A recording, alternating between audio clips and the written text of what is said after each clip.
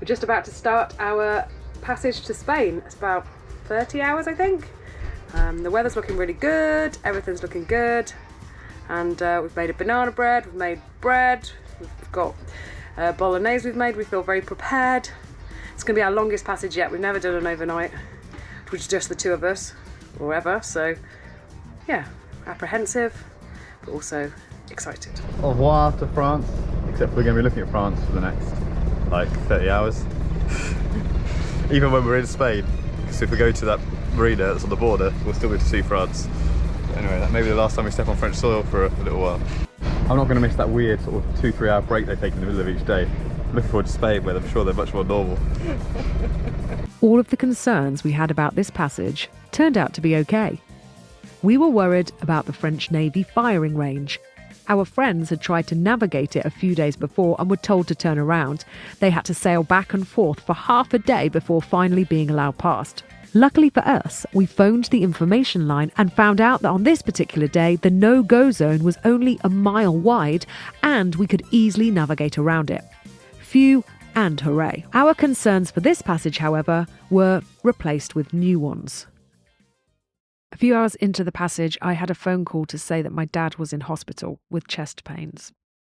It's times like these that make you realise just how far you are away from the people that you love. My brother was brilliant, and he kept me informed as best he could as the team of cardiologists tried to work out the best way forward. My mum was adamant that I didn't need to fly home. Dad was in the best place and with the best people looking after him. It didn't make it any easier, as concern turned into guilt for leaving in the first place. But what could I do? We had to keep moving forward and complete this passage. This part of the coastline is pretty sparse, so if things got worse and I did need to fly home, then Spain was probably the best option. If you saw last week's video, you'll know how worried we are that we might encounter some rudder-eating orca. Not long after dealing with the news of my dad, Hugh called me up on deck. Our breath held as we watched something swimming towards us. Luckily, it was just some really large dolphin, larger than any we'd seen before, hence the concern, but luckily not the black and white rudder-loving kind. Our plan to stay close to shore paid off, and the orca didn't find us on this passage. Instead, we were found by a squall. A squall, a sudden, violent gust of wind or localised storm. We were caught out in one last year in France, with Kelvin. So when I saw a similar set of clouds coming towards us, I knew that there would be trouble. Hugh had just finished his watch, and I was starting mine, so he wasn't best pleased when I immediately called him back up to say that I think we needed to reef. He tried to tell me that he wasn't at all concerned about the clouds, but the wind started to build and we could feel the change in the air pressure. I convinced him that we definitely did need to reef, but it was too little, too late. We got slapped big style by over 30 knots of wind. I hand-steered into the wind as Hugh went forward to reef the main, the genoa flapping wildly, the whole boat shaking, waves rolling around us. I could see the rain clouds coming, I could see it, and I knew we were going to get hit, so we took in the jib, but we weren't expecting it to be that bad. 30 knots of wind we were hit by very quickly. Hugh battled to get the mainsail reefed. We can't get the genoa in, and now we just have to ride it out. The place is an absolute mess. Whee! Oh, you're all right, aren't you? These guys love it. Abracadabra! Whilst planning this passage, the weather prediction was that we would have too much wind on day one, then about the right amount overnight, and then we would have to motor on the second day as the wind would die off. The wind did exactly as it said it would. However, the sea state made things extra spicy. We're pretty lucky that the kids sleep through anything, so they were fine. But as nighttime approached, I was getting nervous. This was our first night passage with just the two of us able to keep watch. I wasn't looking forward to my watch, as I find it hard to stay awake when the sun goes down. So Hugh offered to take the first watch and told me that at midnight I could take over for a couple of hours and he would sleep in the cockpit in case I needed him. The boat, however, was very bouncy, crashing through huge waves. I made my bed in the centre of the boat.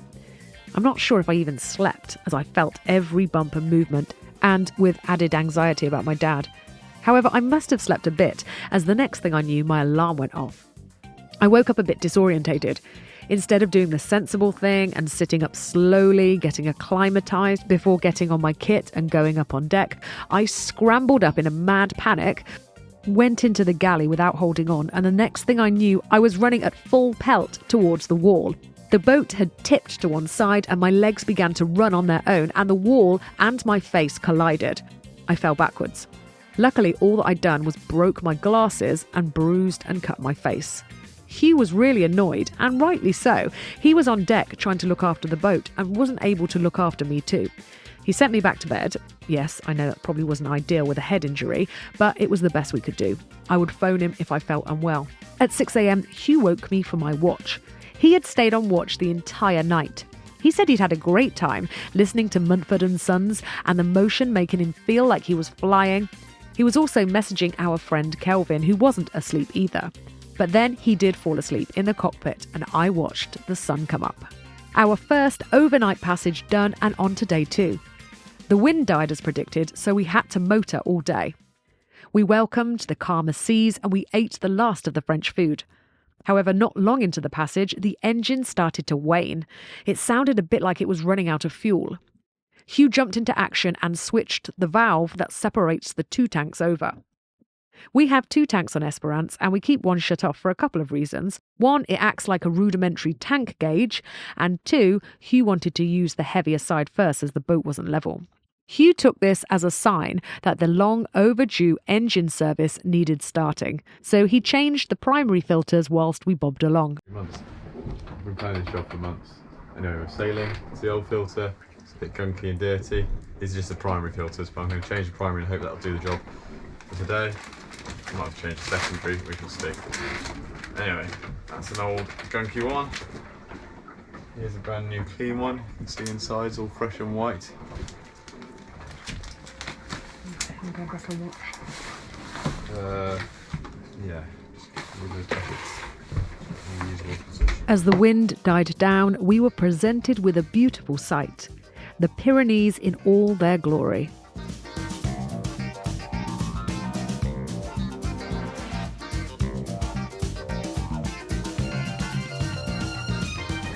Da da da da da da da da da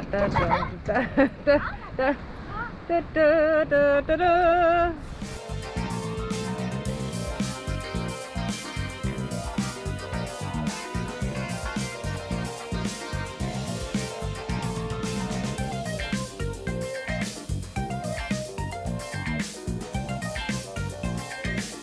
I was able to FaceTime my dad, who was doing well, and then we went and stepped into Spain together.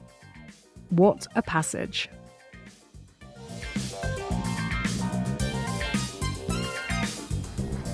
I like it hot, but not this hot. It's not that hot, it's lovely, it's absolutely gorgeous. Sitting in the shade, all my ice is melted, so I'll just drink a whole, I've had basically made myself a cup of ice, a huge cup. This is lovely, I am so, disorientated and tired. But anyway, I'm dealing with some more bank fraud, organising some student timetables, and I've got to send back our insurance documents. But apart from that, this is nice. All we needed now was to rest and recoup and try and get over the last 30 hours. But we'd made it to Spain. As hard as things get, you have to remember to zoom out and look at the bigger picture. We'd just sailed our home all the way to Spain. How cool is that? We also met another family. And guess what they're called? 5 Gone Sailing. I'm very envious of their sticker. And then we went off to do what we love to do best, go off and explore the town. According to QI, in Spanish, if you spell out the word socks, eso sí que es, that means it is what it is.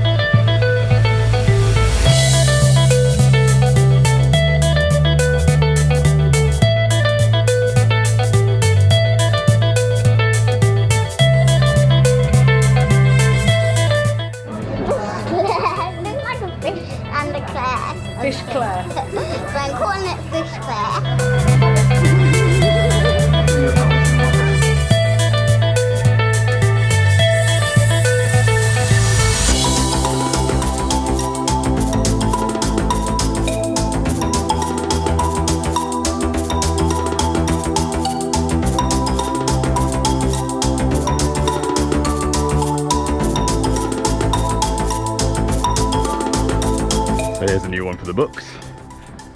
Kelly has just run back to the bins because she's done her Find My Phone and her phone is still at the bins. She thinks she's thrown it away.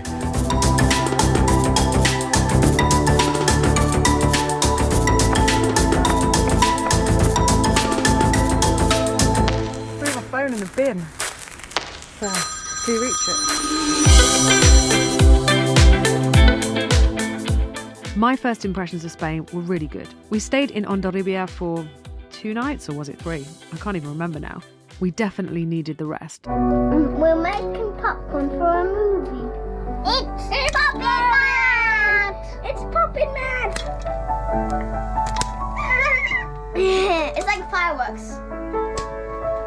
Starving. I'm starving.